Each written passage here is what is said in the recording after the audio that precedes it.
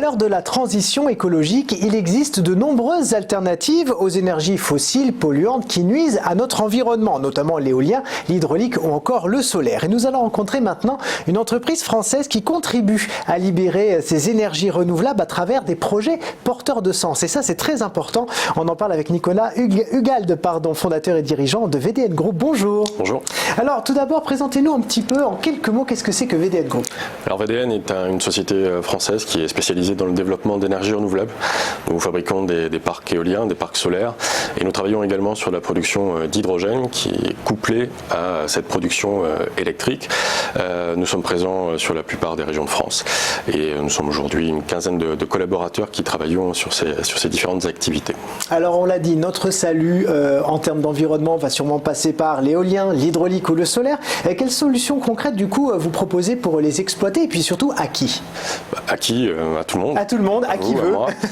Tout le monde pourra exploiter des énergies renouvelables, de l'électricité propre. Nous, notre intérêt, c'est de pouvoir travailler sur ces différentes activités. En gros, nous bouclons un peu la boucle entre production et consommation. Nous travaillons sur la production électrique renouvelable de l'éolien et du solaire et nous la couplons à un autre vecteur énergétique qui est l'hydrogène, qui apporte énormément de finalités supplémentaires, puisque avec l'hydrogène, vous pouvez stocker votre énergie, vous pouvez utiliser vos voitures, faire de la mobilité, vous pouvez également faire de la méthanation, c'est-à-dire que vous pouvez capter du CO2 fatal, vous le couplez à votre hydrogène et vous faites du méthane.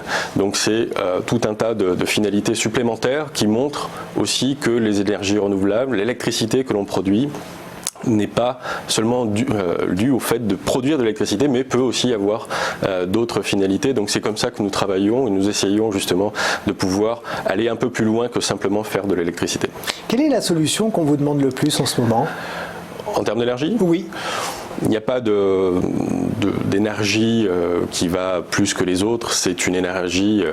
Les énergies renouvelables sont complémentaires d'autres énergies. Vous n'aurez pas de toute manière dans les années à venir une seule énergie, que ce soit en termes de production électrique ou même sur les transports, par exemple. Vous allez, tout à l'heure je vous parlais des transports sur la mobilité hydrogène. Vous avez l'hydrogène, vous aurez toujours de l'électrique, comme vous pourrez avoir d'autres énergies pour pouvoir fonctionner. Donc il n'y a pas d'énergie, je dirais, phare.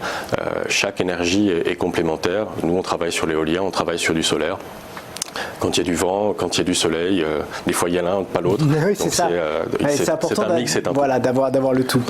Il y a un peu plus d'un an, vous avez annoncé le projet d'un parc éolien à Tupigny, c'est dans l'Aisne, ainsi qu'une borne à hydrogène qui est implantée pour recharger les véhicules en libre service. Alors quels étaient les objectifs de ce grand projet-là?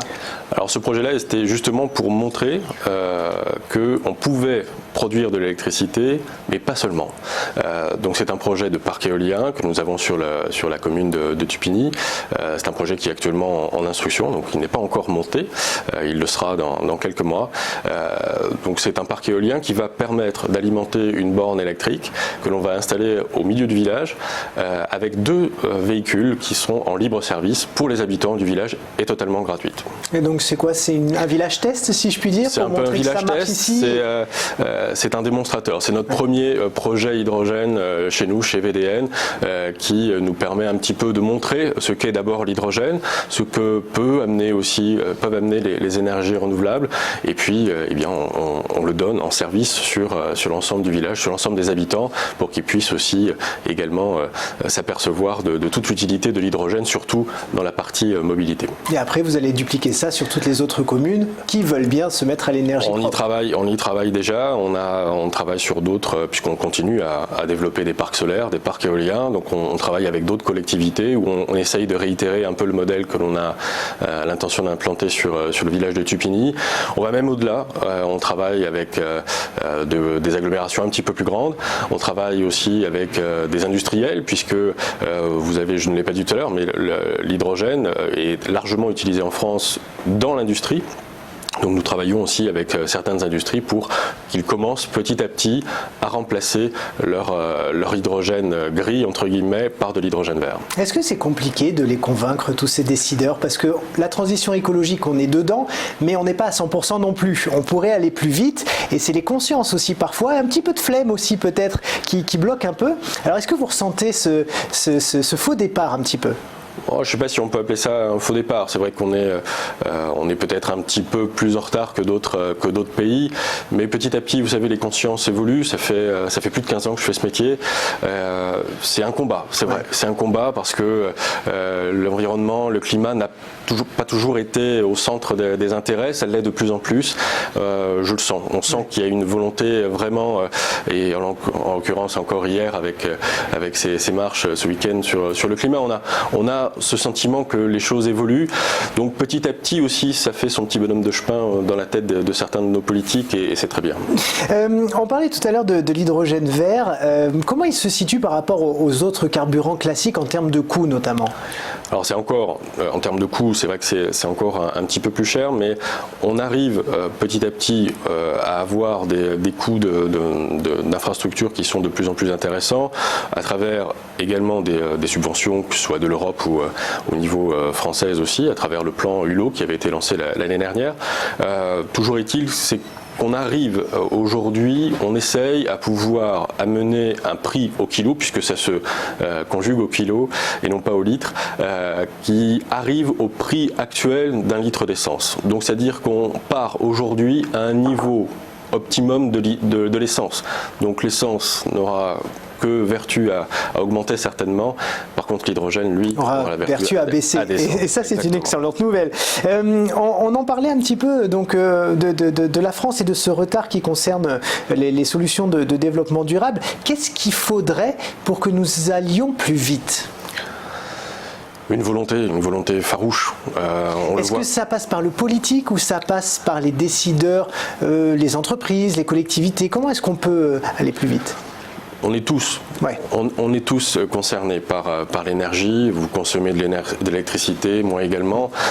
Malgré tout, vous avez des décideurs, vous avez les politiques qui donnent l'impulsion, qui donnent l'axe de pouvoir avancer dans une orientation ou dans une autre. On le voit très bien dans d'autres pays, quand typiquement sur l'hydrogène, quand un pays asiatique vous met 6 milliards sur une table pour pouvoir développer la mobilité hydrogène. La France, avec le plan Hulot, met 100 millions. Alors on n'est pas sur la même échelle de pays, on n'est pas sur le même nombre de personnes, mais ça vous montre aussi une certaine envergure de volonté. Alors, la France a aussi un historique en termes d'électricité qu'il faut aussi prendre en compte, mais la conscience, la volonté, forcément engage une orientation et donc une rapidité derrière sur un axe énergétique. On va parler peut-être un petit peu de votre équipe. Comment vous êtes composé chez VDN Group ? On est une quinzaine de personnes qui agissons sur toutes les régions de France. Ce sont principalement des chefs de projet issus de l'école d'ingénieurs. Donc on a une moyenne d'âge entre 30 et 35 ans, donc ce qui est une entreprise assez jeune. Alors en termes de projets, d'objectifs, de grandes actualités qui vous attendent, allez d'ici fin 2019, mais pourquoi pas 2020 et plus ? Eh bien, on continue à développer nos parcs éoliens. Notre intérêt, c'est d'être un acteur pas majeur, mais en tout cas reconnu sur le milieu de l'énergie. L'énergie renouvelable fait partie du mix maintenant énergétique. Donc notre intérêt, c'est d'aller plus loin et d'utiliser au mieux et d'optimiser l'ensemble des surfaces qui pourront être utilisées à la fois dans l'éolien, à la fois dans le solaire et produire un maximum d'hydrogène pour pouvoir petit à petit remplacer les véhicules thermiques qui sillonnent sur nos routes. Alors s'il y a des gens qui nous regardent et qui veulent se lancer comme ça dans une transition écologique, que ce soit dans leur entreprise, dans leur collectivité, peu importe, pourquoi est-ce qu'ils devraient venir vers vous particulièrement ?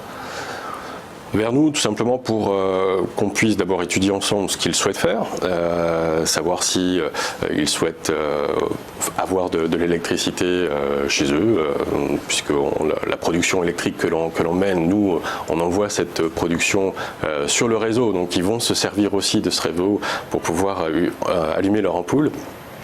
Également pour pouvoir s'assurer d'une mobilité propre, puisque on produit aussi un vecteur énergétique, une sorte de carburant pour pouvoir rouler proprement.